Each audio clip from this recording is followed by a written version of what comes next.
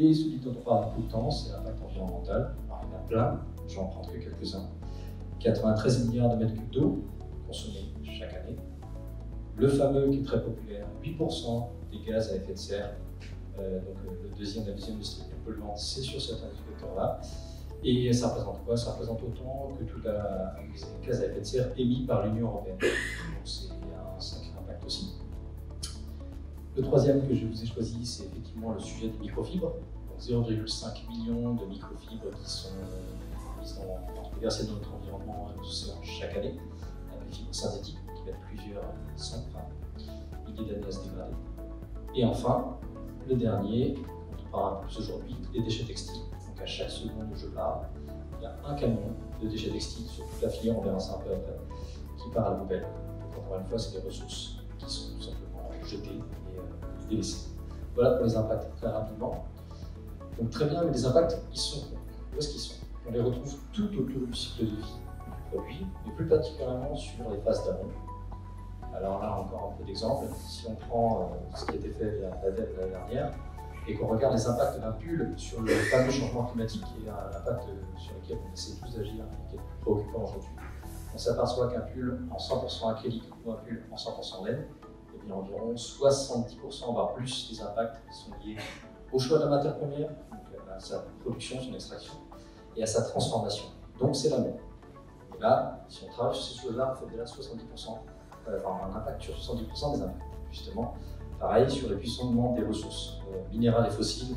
Pareil pour notre pull, on s'aperçoit, on parle beaucoup de la distribution et du transport, néanmoins, la majorité vient surtout de l'amont, de l'approvisionnement en amont des matières premières et sa transformation. La distribution à partir de magasins en route, c'est déjà pas mal, c'est 30%. Donc encore une fois, dans la stratégie, c'est bien de faire de la stratégie produit ou autre. C'est important d'avoir une stratégie concrète, on va dire, de masse, et de voir où sont les gros impacts et sur lesquels on va agir.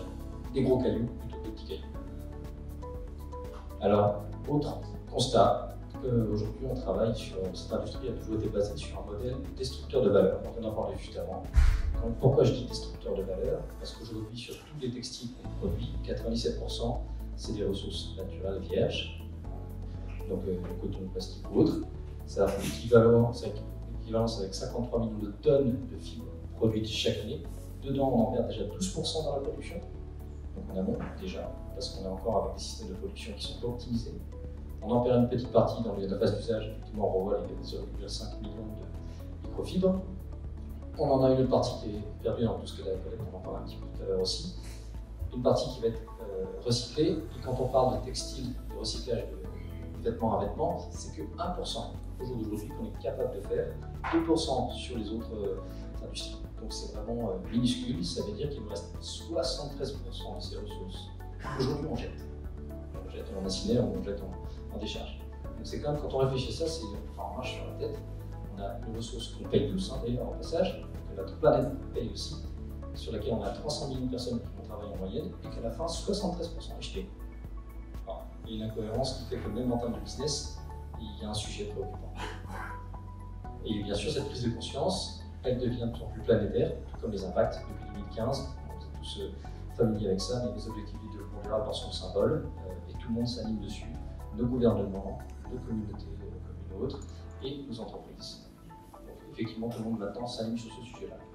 Alors bien, maintenant, on a vu un petit peu tous les impacts, et effectivement, il y a des sujets. Alors, aujourd'hui, ça reste quand même un système économique qui est plus ou moins viable, à bout de souffle, mais qui a toujours été viable. Alors pourquoi est-ce qu'on change là? Pourquoi est-ce que le développement durable devrait être une valeur ajoutée? Aujourd'hui, moi, je vous en sors déjà trois pour moi, mais pour moi, le développement durable est un générateur de valeur. La première, on vient d'en parler un petit peu, je la prends là, l'inverse, c'est d'être en avance sur le légal.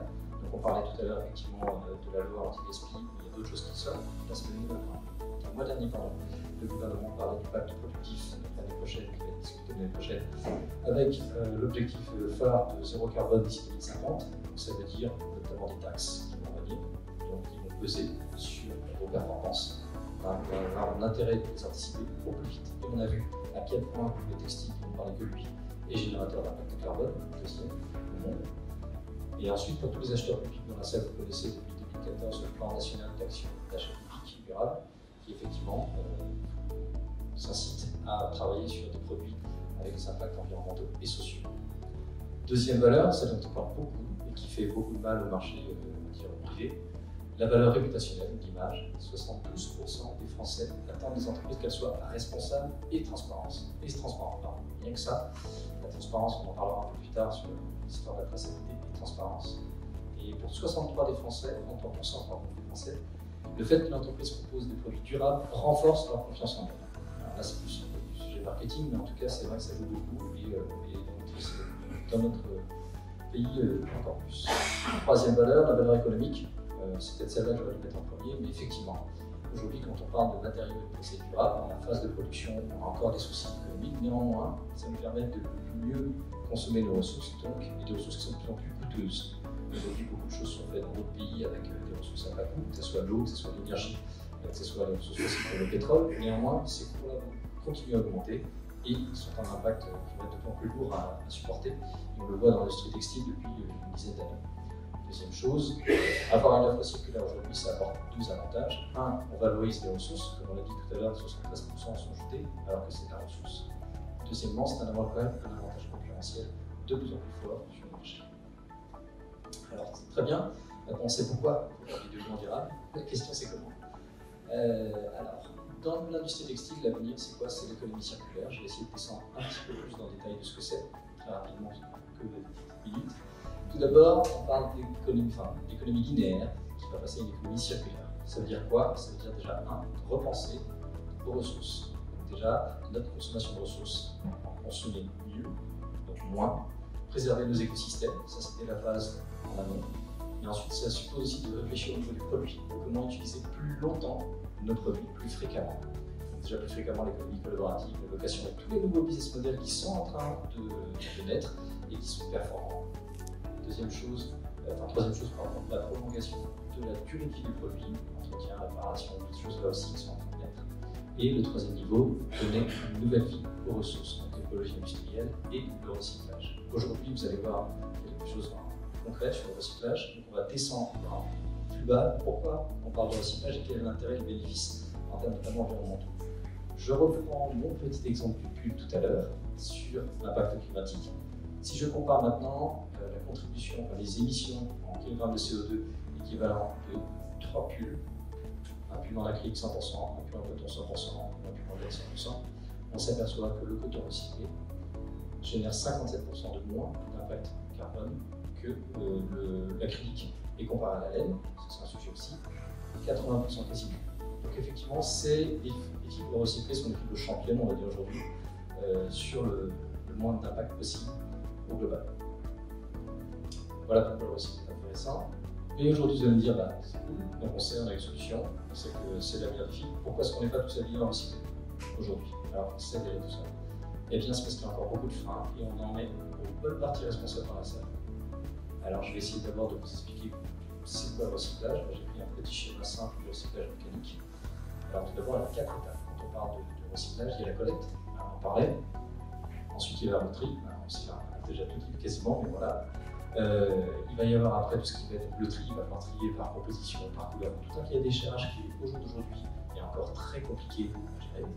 Il va y avoir aussi tout ce qui va être délissage, à côté ce qu'on appelle des perturbateurs. Donc là, c'est des perturbateurs physiques, les rivets qui ne passent pas dans les procédés de recyclage actuels. Et ensuite, enfin, on arrive à l'étape de recyclage pur et dur, c'est du recyclage mécanique ou du recyclage chimique que j'ai mis ici, voilà, qui donne après différents outputs en fonction du marché.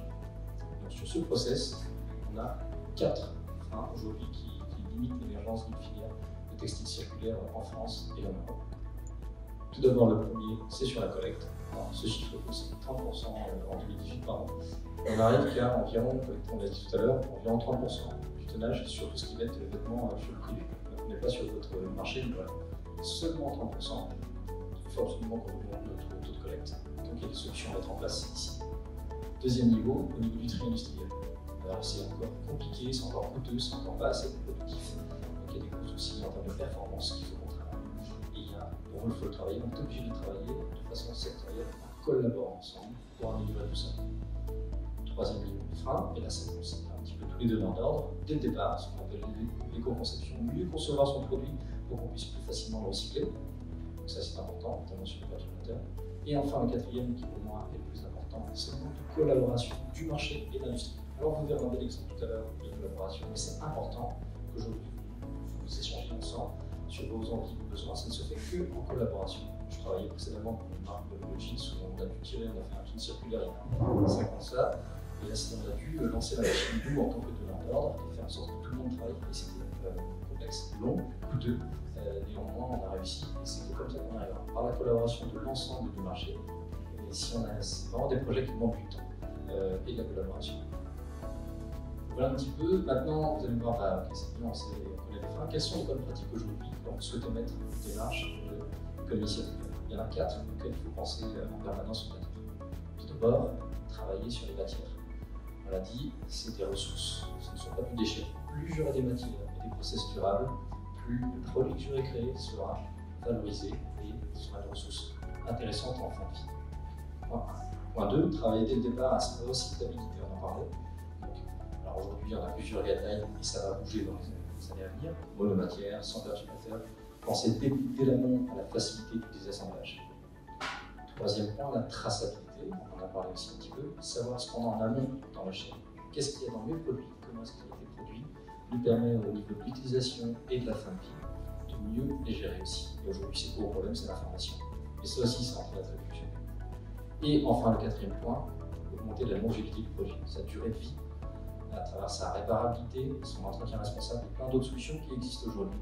Et voilà, utiliser un maximum, même si on veut une collection dure que sur 6 mois, sur 1 an ou autre, il faut penser à optimiser son entretien pour peut-être faire d'autres choses derrière ou la réutiliser. Voilà les 4 points clés au global. Donc ça, c'est les bonnes pratiques. Et je l'ai dit, ça ne se fait pas tout seul. Donc aujourd'hui, effectivement, vous en verrez un peu plus sur ce que vous avez fait déjà aujourd'hui. Moi, je vous incite à faire ce projet, entre autres, Fleury, et aussi d'autres, je pense, pour les appuyer quand même. En tout cas, à travailler avec toute la filière. Donc voilà, ça se passe comment un projet d'économie circulaire? Ça se passe en collaboration, forcément. Tout d'abord, c'est par une phase de design circulaire. Là, on est obligé de travailler tous ensemble sur ce que vous voulez faire de votre produit et comment il va être conçu dès le départ. Sur la phase de production responsable, choisissez bien vos fournisseurs et comment toute la chaîne d'approvisionnement est responsable, comment est-ce qu'ils font, qu'est-ce qu'ils le font et quels sont nos impacts. 2, travailler ensemble aussi sur l'usage optimisé. Okay, on a un usage premier, peut-être qu'il y en a 3, 4, 5 autres usages qu'on peut penser dans la durée de vie du produit. Et enfin, parler de recyclage. Donc ça, Daniel vous en parlera un peu plus sur ce qu'on va faire après. Voilà, grosso modo, pour cette courte introduction à l'éco-conception de l'économie circulaire appliquée au vêtement.